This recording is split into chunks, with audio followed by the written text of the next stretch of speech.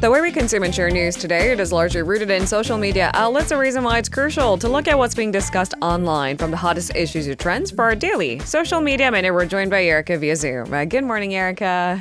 Good morning. Happy Tuesday. Happy Tuesday. All right, let's get started. Korea Heritage Service teaming up with Disney's Mickey Mouse and his friends, I would assume, to show us the royal palace from a different angle. That's right. I looked at some of the photos that were shared online. It's really cute, and it kind of works too. So we all know who Mickey Mouse is, and we all know who Donald Duck is. So these beloved Disney characters are ready to meet Korea's historic palace. And this exhibition is South Korean government's attempt to blend the centuries-old royal heritage with globally loved pop culture icons. It's a really unique exhibition. I don't think there's been one in the past. The Korea Heritage Service announced yesterday that it's going to present the exhibition Mickey in the Palace, Art Beyond Boundaries at the Palace. We're talking about Deoksugung Palace here in collaboration with the Walt Disney Company Korea.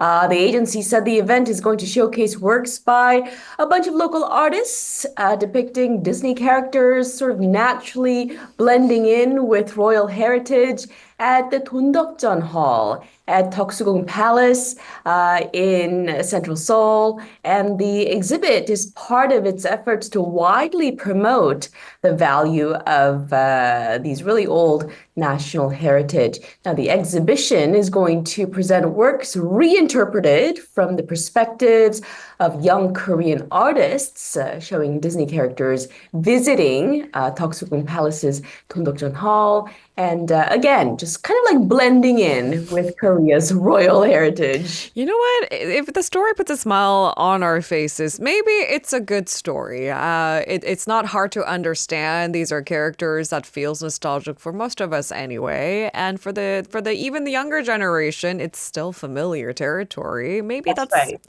that's more inviting than just a palace itself. Now, as we mentioned, located inside the Deoksugung Palace, we're talking about Dondokjeon Hall specifically. Let us tell you a little bit about it. It's a historic Western-style building that was used as a royal guest house during the Korean Empire period from the 19th to the early 20th century.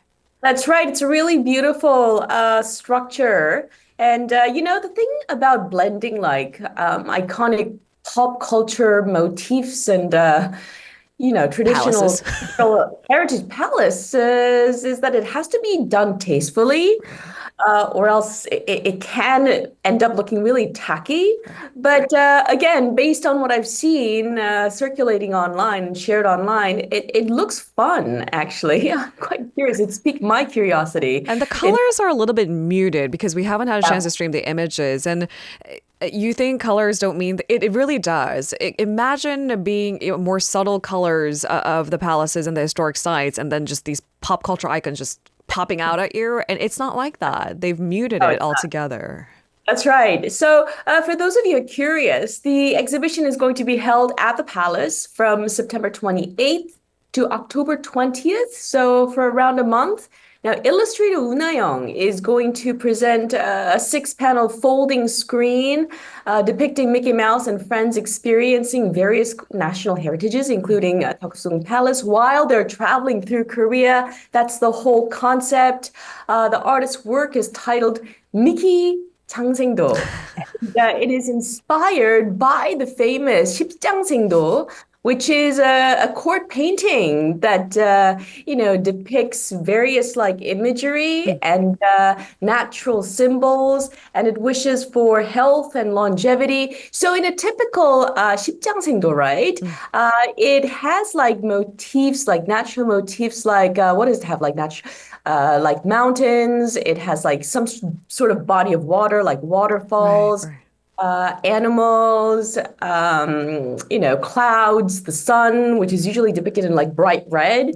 And these folding screens were typically back in the days placed behind the king or the queen, and then used to sort of like decorate the inside of the palace walls. If you're Korean, you have seen one of these paintings somewhere. So, anyways, this is like the artist's like the modern interpretation Mm, of the 십장생도 called mm. Mickey. An Yujin is another artist Okay. whose work is going to be featured at the exhibition. An Yujin is the holder of the National Intangible Cultural Heritage of Tancheong, and they're going to collaborate with contemporary artist Chang Seung-jin to create works that blend traditional and modern aesthetics. All right, so just in case you don't have an imagery, tancheong is a traditional form of decorative art based on five colors: blue, red, yellow, white, and black. If you've seen it, you would recognize it immediately. Now, Yes. the art of tancheong involves coloring and pattern drawing on the surfaces of wooden buildings, as well as handcrafted items, right? That's right. To mention a couple more, Okay. Art Zedong created print works as well, depicting these Disney characters, sort of like hanging out at the palace. Sculptor Kang Jae-won's balloon sculpture portrays these Disney characters walking on a bird in a palace How pond. does that work? I mean, it's just to poke fun at it because I always wondered Goofy Yeah, and Pluto are both dogs, right? Except Pluto is treated like a pet dog and Goofy yeah, isn't. The same goes exactly. here. Donald Duck is also a bird, but it's on a bird. Yeah. So Oh, I I know. think the whole idea is to make it really playful, Yeah, right? I agree. Exactly. So if you go, just make sure to check out these photo zones that are set up Mm, where you can take photos with these Disney character sculptures. And there's also music as well. mm. The Cultural Heritage Service said that a music video of Agnews Lee Soo-hyun interpreting Disney theme song against the backdrop of Seokjujeon Hall. It's going to be released through its YouTube channel as well. So that's something to look forward to, especially if you're an Agnew fan. Yeah, that's nice. Yeah, All so the right. exhibit is open 9 a.m. to 5:30 p.m. except on Mondays because this Hmm. is when the palace is closed. And usually that's when most exhibition Yeah, halls and galleries close too, right? So take note of yeah. that. It runs until October 20th, so you do have some room to check it out. Yeah. Disney characters at the Royal Palace. It really, it just sounds so much fun.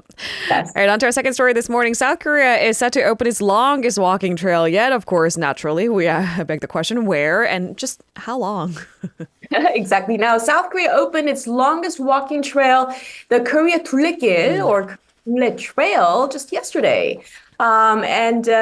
This really opens a new era, I guess. It's a really significant milestone in the country's efforts to boost local tourism. I mean, there are all kinds of 둘레길 Mm. here in Korea.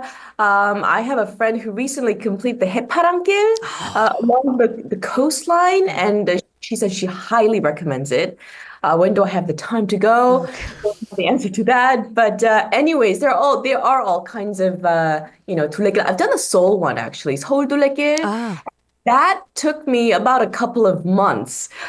Every weekend, I would pick one trail and just like, do the whole route. And you can, they have these like stamp cards of and course. there are these like stamp posts, I guess, where you can, these stamps are really cute. Anyways, I got a medal at the end of the trail for I completing it. want the It's really cool. medal. Yeah, and I saw that like the seasons change from summer to fall. Anyways, highly recommended. But this particular trail, the longest one in South Korea, is 4,500 kilometers long. It encircles the country's coastlines. It extends to border areas as well within the demilitarized zone separating North and South Korea. So it's led by the Culture Ministry. The trail has been under development since 2009, so it's a long time coming, huh? It's been a long time coming, 15 years to be exact. Yeah.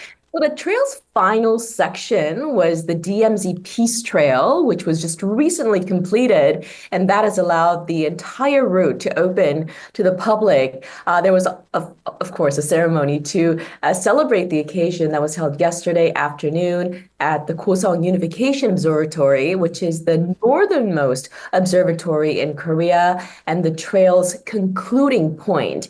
Now, the tourism ministry said that it is committed to working closely with local governments and municipalities to establish Korea 둘레길 as a world-class attraction that is comparable to some of the more renowned walking trails in other parts of the world. And if you're curious, I mean, it's a perfect season, finally, to go walking and go hiking. So if you want the information on this trail, you can visit the government-run website, www.turunubi, Durunubi.k.